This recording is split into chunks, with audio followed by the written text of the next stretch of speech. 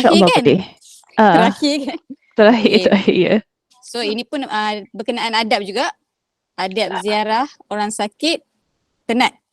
Okey, dari perspektif pesakit dan juga penjaga. So saya persilakan Senior VM Aina Buhari untuk berkongsi malam ini. Silakan. Terima kasih MC. Assalamualaikum dan salam sejahtera. Nama saya Syakira. Boleh dengar? Boleh. Okey. Nama saya Syakira Aina binti Wan Bukhari. Boleh panggil saya Aina. Saya dah guna Projek Stronghold dari 2001. Dah daftar ahli Februari 2002. InsyaAllah bulan depan genap 22 tahun. Sorry saya malam ni dah siap dah semua, cuma tak dapat di-convertkan kepada bentuk slide. Saya lalui healing crisis migraine daripada awal pagi. Tak apa, insyaAllah slide akan dibuat dan saya akan share nantilah. Tapi saya akan share dalam kadar yang boleh lah. Tadi bila Ayah baca pasal sajak ke puisi umur tu, exactly, saya faham sebab saya dah lalui. Okay, I'm gonna share my slide lah kot. Saya akan buka WhatsApp. Nampak kita kan? Betul? Can you guys see? Okay, good. Betul. Alhamdulillah. Okay, so I'm gonna share through WhatsApp lah. Anyway, topik saya hari ini Alhamdulillah diberi kesempatan untuk share pasal adab dalam melawat dari sudut pandang pesakit dan juga penjaga, sebab Alhamdulillah Allah berikan banyak hadiah macam-macam lalui krisis kesihatan yang macam-macam. Jadi saya berpeluang lalui apa yang puisi umur tu sebagai pesakit dan juga sebagai penjaga. Dan dari sudut pandang pesakit juga, yang mana kenal Aina, yang mana dah pernah dengar perkongsian Aina pasal rawatan intensif 2020 bulan September sampai Januari 2021, menguruskan simptom-simptom kanser usus intensif. Memang waktu tu banyak beratus kali lalui masa-masa life and death, masa-masa tak syenggu. Dan ini dikongsi oleh arwah mak saya sendiri bila orang datang visit. So straight to the point, kita tak ada banyak masa. Basically hari ni kita nak berpesan. Pesan yang pertama adalah dari segi saya nak kongsi gambar. Dari sudut wanita, Ayah ada sebut pasal aurat, memang betul aurat. Ini sebenarnya adalah pesan mak. Gambar ini dikongsi oleh anak kawan baik dia masa dia bekerja 70-an. Dia jadi cikgu. So kawan dia ni sakit bedridden lah. Jadi anak-anak murid datang melawat. Dua benda yang mak tekankan, mak cakap tolong remind kepada anak kawan dia ni pasal buah tangan ni bawa fruit basket. Kalau you all biasa beli fruit basket, kat dalam bakul tu, buah tu kat bahagian atas kan, bahagian bawah tu dipenuhkan dengan kertas macam-macam kan. Dan selalunya lah kalau kita buka, it's actually surat khabar, kertas kosong, kertas yang tak tahu daripada mana. Dan kita juga tak tahu kotor ke tidak. So dari sudut pandang pesakit dan juga penjaga, ya memang faham nak ambil gambar, nak tunjuk bukti yang dah lawat. Kalau boleh janganlah letak dekat dengan pesakit. Sebab kita tak tahu pesakit tu ada masalah alahan ke, tak tahu ada bakteria ke apa ke, tak tahu dia ada masalah kulit ke. Just for the sake of nak ambil gambar, boleh letak tapi janganlah sampai suruh pesakit tu pegang. Okay. Dan aurat je, memang kena jaga aurat. Ambil gambar is one thing, tapi yang utama adalah aurat pesakit. Pastikan semua tertutup rapi, sebab gambar-gambar ni kita sekarang social media, itulah cara hidup kan, akan dikongsi. Dan once dia dah upload dekat social media, it's permanent. So tolong jaga dari segi itu. Alright. So itu pesan mak. Dari segi untuk lelaki pula, aurat pun ada. Terutama sekali kalau pesakit tu tengah nazak. Sebab saya pernah lihat arwah pakcik saya, memang sehari sebelum dia meninggal, memang dia dah nazak lama. Orang yang datang ambil gambar dengan dia tu, dengan keadaan dia dah tinggal skin and bone, dah kurus kering, dah memang sangat-sangat nazak. Orang tu ambil gambar dan dia share dekat Facebook. Dan saya nampak gambar tu, saya nampak masa dia ambil, dan pada saya ketika tu, sebab orang yang ambil gambar ni pangkat pakcik. Jadi kita nak tegur pun macam segan dan itu bukan rumah saya. Jadi saya senyap aja. Tapi saya balik bincang dengan mak, kata, "Mak, dalam Islam boleh ke macam tu? Macam mana adab kita?" So kita have in mind, garis panduan, kalau kita di tempat pesakit, macam mana kita nak? Adakah kita nak keadaan kita yang tengah seteruk-teruknya diambil gambar dan dibuat tatapan umum? Tak kan? So this is where kita sebagai pesakit, kita ada hak untuk kata, please jangan ambil gambar saya dalam keadaan begini. Dan kita juga dari sudut pandang penjaga, kita ada hak untuk bagi tahu tetamu, tolong kalau nak ambil gambar boleh, cuma jaga adab, jaga aib pesakit. Kalau keadaan pesakit tu sangat-sangat teruk, janganlah ambil. Untuk apa? Untuk simpan memory. Sorry kalau saya sangat emosi sebab saya dah pernah berada di dua-dua pihak sebagai pesakit dan juga sebagai penjaga. And pada saya, tanggungjawab saya untuk kongsi supaya orang sedar.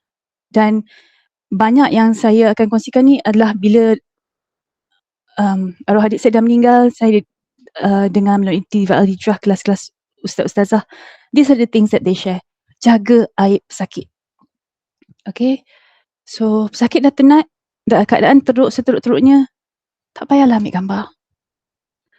Sebab biarlah ingatan kita yang masih hidup terhadap pesakit dalam sebaik-baik penampilan. So if we want to remember pesakit tu dalam keadaan dia happy, dalam keadaan dia nampak sihat, ceria, itu dari segi adab, ambil gambar. And ini pun satu sudut pandang Islam bila pesakit dah tenat. Ni saya dapat ilmu ni dah setahun lepas arwah adik meninggal. Alhamdulillah, rezeki dengan keluarga Syonghor, Kak Nina, Special VM Kak Nina, Kak Liza, diorang daripada peringkat awal dia dah tahu Basri tenat. Bila saya call kata Kak Liza, we tried everything, dah cuba sebaik-baiknya nak bantu Basri, tapi he's going down. So kami tahu, kami terima redha yang dia akan pergi. So kedua-dua mereka, especially Kak Nina, dia kata, Aina, make sure ada sentiasa, saya akan skip sikit, tapi tak apa. Okay, make sure lihat kena teman sentiasa. As a pesakit, kita memang nak sentiasa diteman. And in fact dalam Islam pun pesakit tu kalau dah tenat, lagilah kita kena teman 24 hours, sepanjang masa. Kalau perlu shift lah. Dan dalam situasi ini ramai yang tanya, Aina, habis tu macam mana I kerja? I said, I cannot give you jawapan yang tepat untuk keluarga you, tapi usahakanlah, gila-gila lah adik-beradik ke, mak ayah ke sesiapa, teman. Sebab waktu inilah, tengah nazak ni lah, gangguan banyak kan? So, pastikan sentiasa ada orang teman di sisi pesakit supaya dia tak rasa keseorangan. Bayangkan kalau kita di penghujung, itu kita dah nak pergi anytime. Saya nak anda semua bayangkan anda sekarang berada atas katil tengah nazak. This is why I use the immersion technique. Imagine yourself. Pada saat itu anda nak macam mana? Dan anda nak duduk keseorangan ataupun anda nak diteman oleh orang yang anda sayang? Saya pasti kita semua nak ditemankan. Kita tak nak keseorangan. So please, usahalah sehabis boleh untuk pastikan sentiasa diteman. Ya, 24 jam. Malam, siang, ya. Sebab apa? Supaya kita boleh bantu beri pesakit itu tenang. Terutama sekali kalau pesakit itu tengah merana sakit. Dan ya Allah, bila kita upaya dari segi itu, ketenangan itu bukan hanya saja untuk pesakit, tapi juga untuk kita sebagai penjaga. Sebab especially kalau kita dah tahu pesakit itu akan pergi bila-bila masa, dan kita usaha dan ikhtiar untuk give our very best.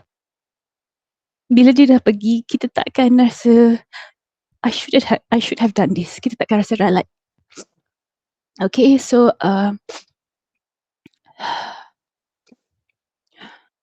Allahumma salli ala sayyidina.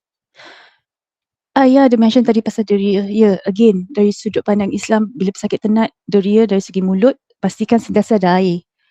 Sebab bila kita tenat, pengalaman Aina sendiri masa tengah sakit tu memang haus tau.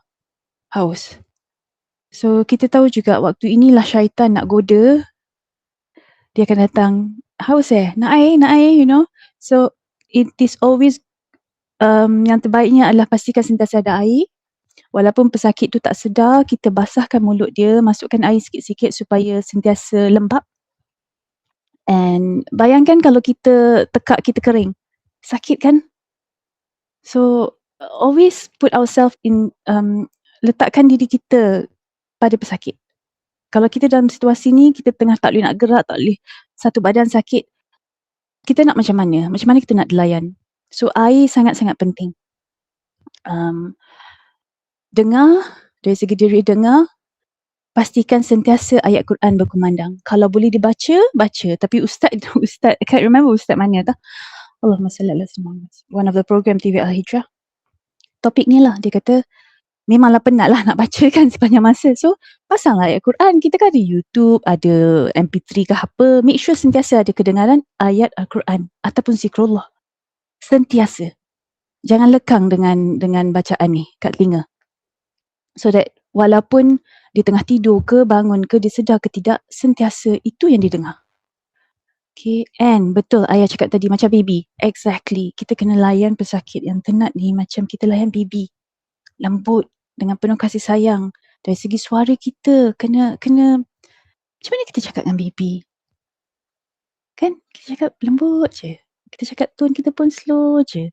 Cakap manja je. Macam tu lah dengan pesakit. So kalau kita ni penjaga, jenis yang kasar-kasar, switch, tukar. Tak ada pilihan, kena tukar. Kena lembut, macam baby.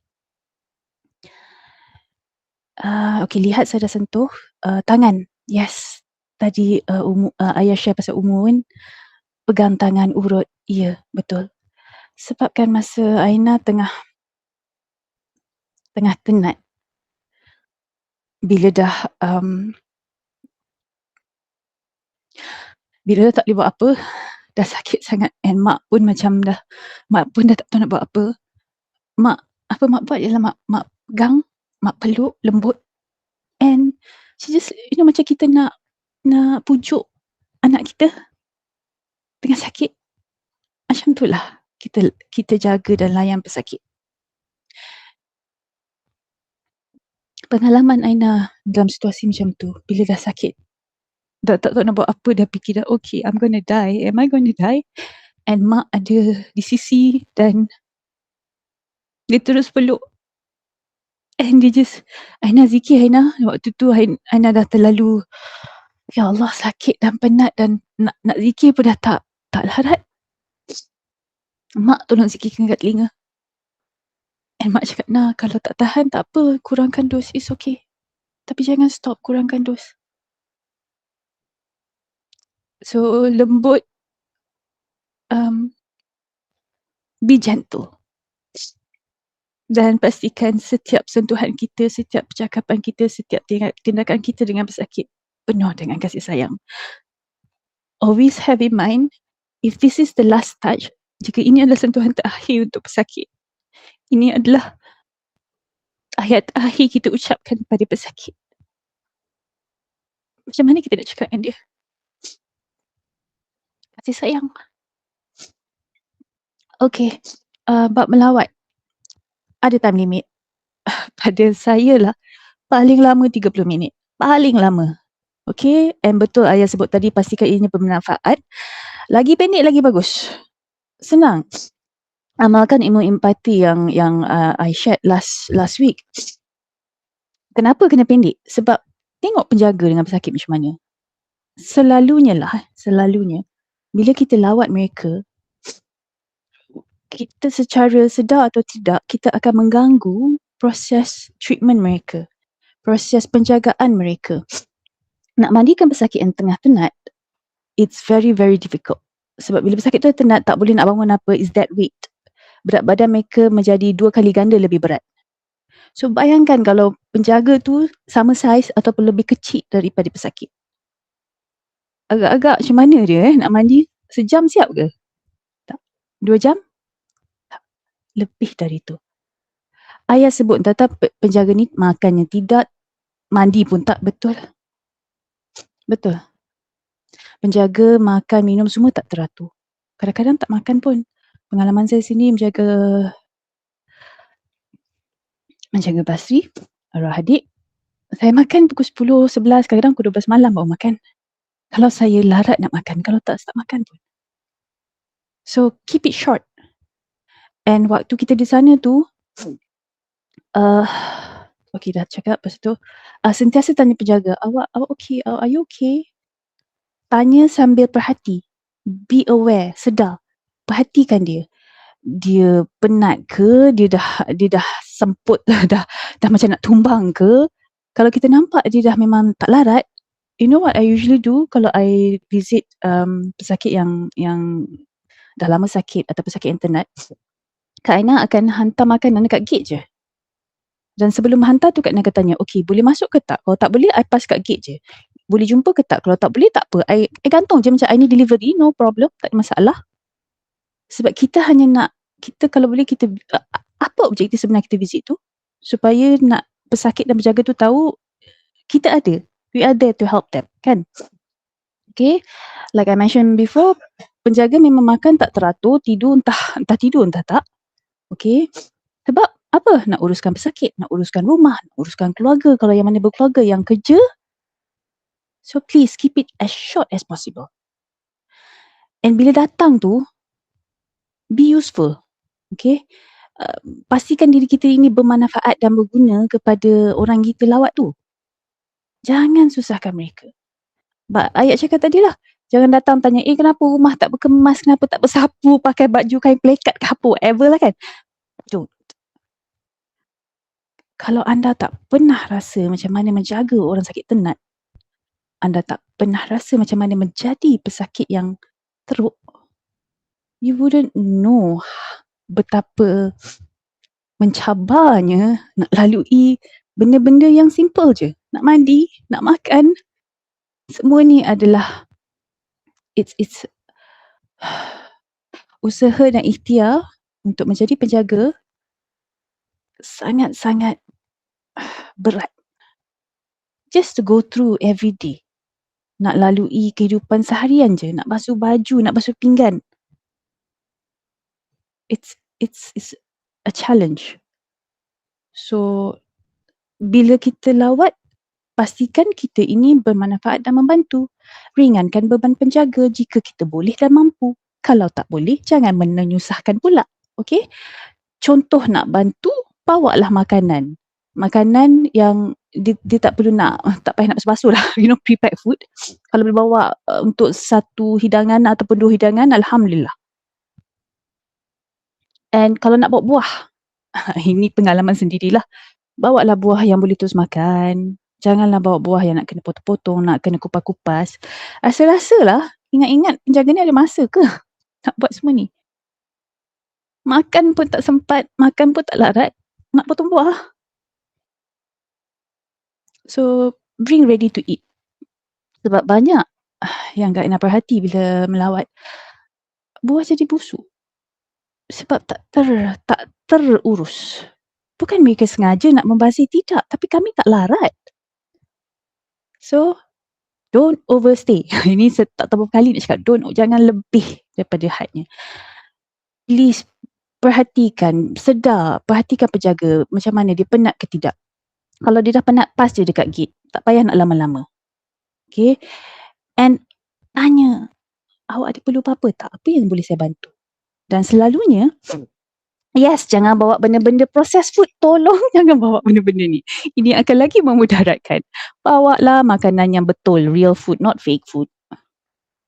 Kata, tak apa untuk budak-budak. Budak-budak mana? Please bring real food. Makanan yang berkhasiat.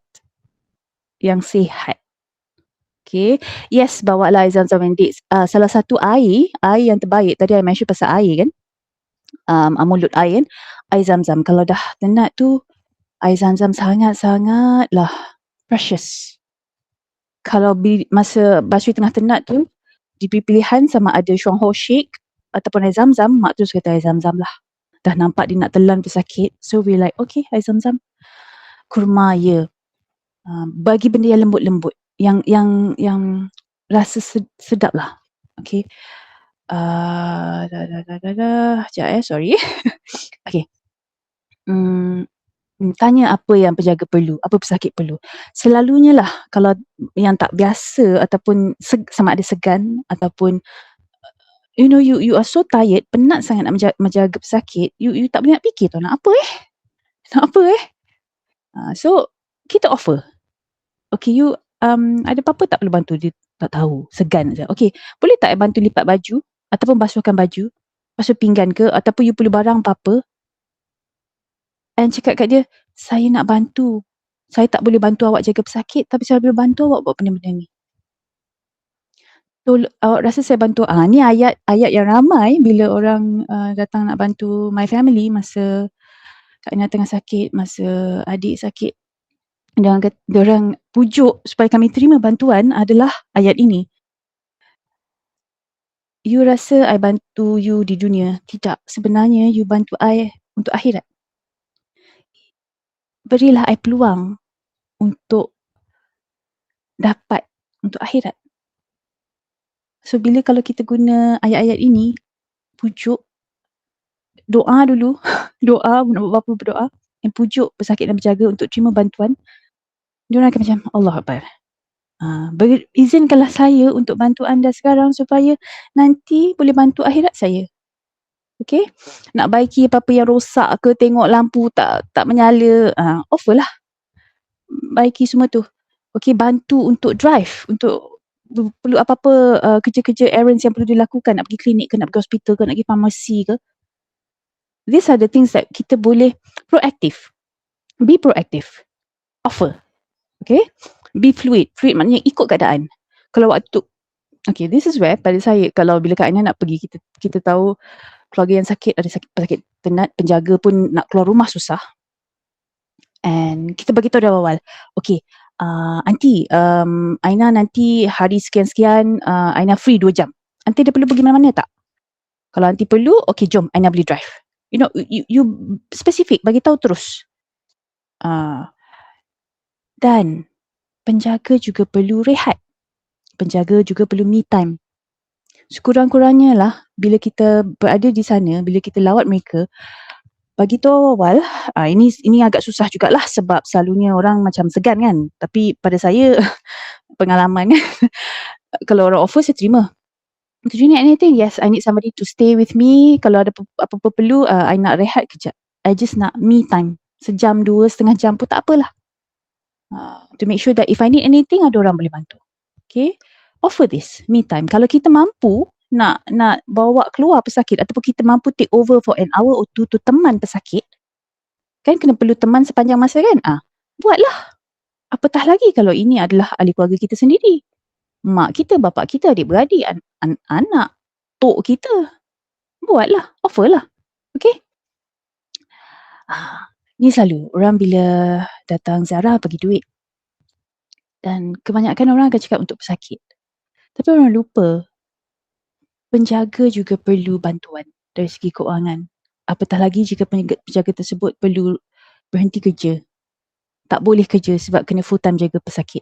So always try our very best to sebut bila bagi duit nak bantu, kata ni untuk pesakit dan penjaga, untuk awak berdua, untuk kebajikan dan apa-apa yang awak berdua perlukan.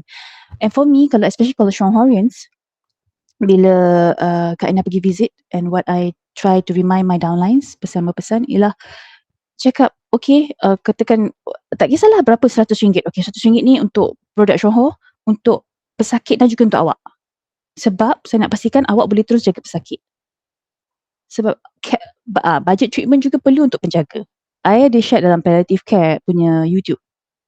Pasal kalau you allocate 1,000 for the patient, have that amount 1,000 tu bagi 2. You know why?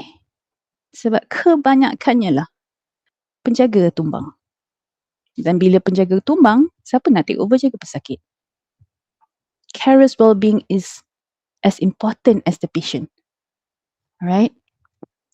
Ini saya dapat isi ni, content and experience ni adalah melalui sisi curahan hati antara saya dan penjaga-penjaga lain.